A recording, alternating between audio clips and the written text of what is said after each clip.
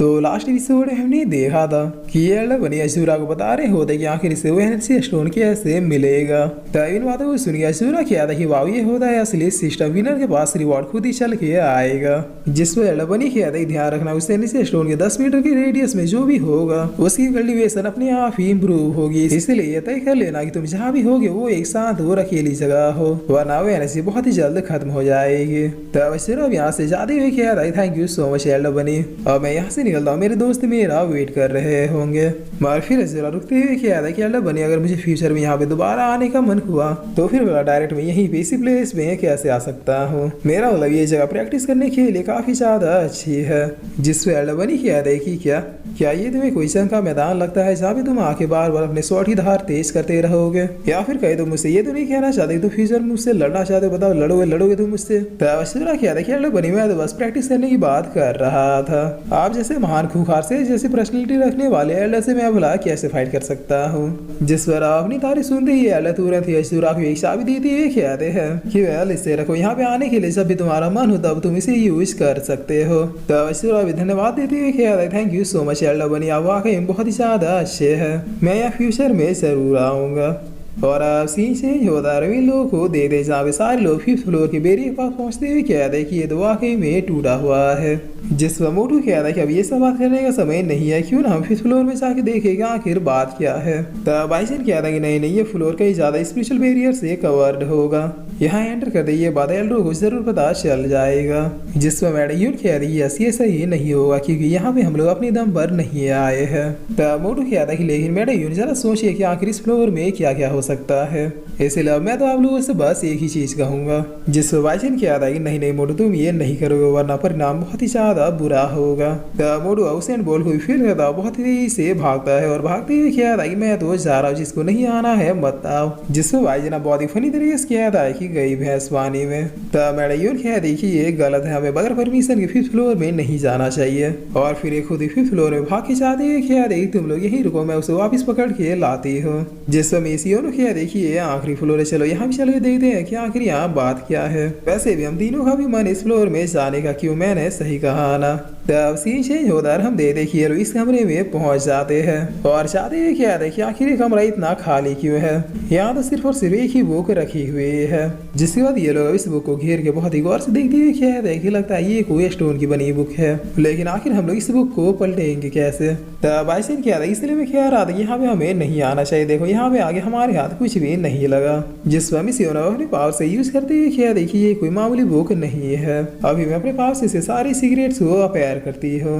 इतना कहते मिसियो अपनी सारी पावर से यूज करते इस बुक में जितनी भी राज छुपे उसे उजागर करने की कोशिश करती है, मगर साम दाम दंड भेद सब कुछ यूज कर लेने के बावजूद भी कुछ भी नहीं होता। जिस पर मिसियो साथ होते हुए क्या मुझसे जो हो सकता था मैं सब कुछ कर चुकी हूँ, लेकिन इस बुक में क्या मिस्ट्री छिपी हुई है ये पता नहीं लगा पाए। तब ये कितना क्या स्टोन बुक में कुछ होने लगता है, जिसे देखा सारे लोग बहुत ही शौक होते हुए कहते हैं कुछ तो हो रहा है, बट आखिर वो है क्या। तब इस क्या देखे लगता है वहां से कोई आ रहा है, मतलब पोर्टल जैसा कुछ खुल रहा है। जिस पर मैडम भी कह दी हाँ वो तो एक पोर्टल है और वहां से कोई आ तो रहा है। तब सीन चेंज होता है, हम इन्हें टीमों को दे रहे जो कि बहुत ही आराम से स्टोन के चारों ओर बैठ के अपनी कल्टीवेशन को इम्प्रूव कर रहे थे। तब ये लड़का बहुत ही खुश होते हुए क्या था क्या बात है, अब सिर्फ 5 मिनट और जिसके बाद मेरी कल्टीवेशन अपने आप ही ब्रेक थ्रू हो जाएगी।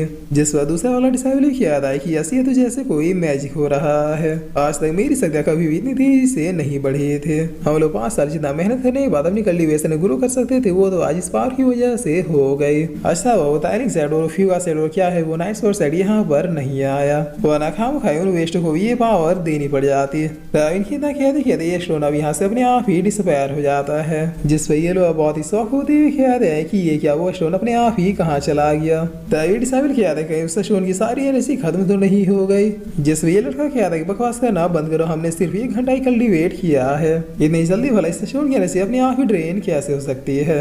अभी मेरा लेवल भी कम्प्लीटली ब्रेक थ्रू नहीं हुआ है। तब ये एल्डर यहाँ पे आते हैं कहते हैं कि क्या वो एनसी स्टोन अपने आप ही डिसअपेयर हो गया।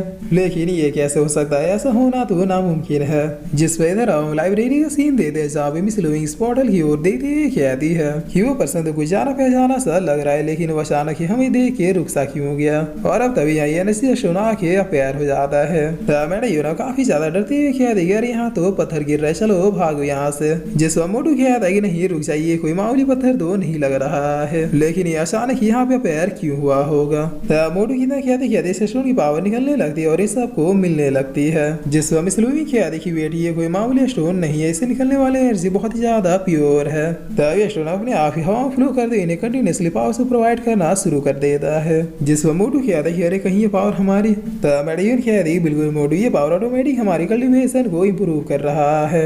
जिस पर मोटू कहता है कि अरे वाह लगता है भगवान ने हम गरीबों को ध्यान दे दिया, ऐसा लग रहा है कि ये पावर खुद हेवन की हो। तब भाई जनाब एकदम से आलती बाल्टी मार के आराम से बैठते हुए कहता है कि ये जरूर रिवॉर्ड इस फ्लोर में पहुंचने का। तभी यहाँ पे कोई और आइटम नहीं दिखा, इसलिए सारे लोग जल्दी से अपने कल्टीवेशन को इम्प्रूव करना शुरू करा। हमें पता नहीं है कि स्टोन कब यहाँ से डिसअपेयर हो जाए। जिस पर मिसियों ने भी किया था कि ऐसा ऊपर वाला हम पे ये मेहरबान है, इसलिए इस मौके को हम लोग बिल्कुल भी मिस नहीं कर सकते। तो मैंने यूं भी किया था कि ऐसे लोग बिल्कुल सही किया था, अच्छे लोग साथ हमेशा ही अच्छा होता है, बस उन्हें सब्र रखने की जरूरत होती है। और इतना कहते सारे लोग अपनी अपनी आंखों बंद करते हुए मेडिटेट करने में लग जाते हैं। जिस वजह अब यहाँ पे आते ही किया था कि फाइनली में वापिस आ ही गया। वहां से लग रहा था कि ये पोर्टल कितनी ज्यादा दूर है। तब अशुरा बाई की ओर जाते हुए किया था कि वो तो एनसी स्टोन यहाँ पर आ चुका है। और सिर्फ स्टोन ही नहीं आया बल्कि इसके साथ साथ ये लोग भी आ गए हैं। लगता है बैरियर के ब्रेक हो जाने की वजह से क्यूरियोसिटी इन्हें यहाँ खींच लाई। ठीक है नहीं करो दरिया में डालो, आज मेरे साथ यही हो गया है। ये लोग तो ऑलरेडी एनसी स्टोन की पावर में कल्टीवेट करना शुरू कर चुके हैं।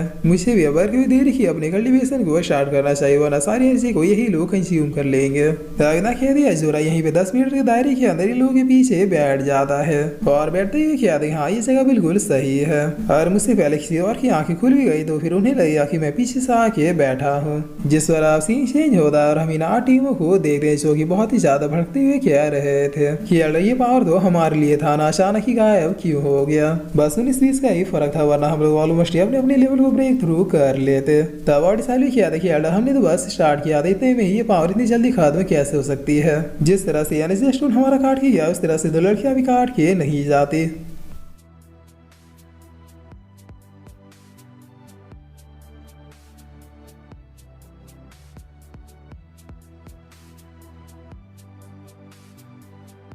और फिर इसी के साथ ही एपिसोड यहीं पे खत्म होता है।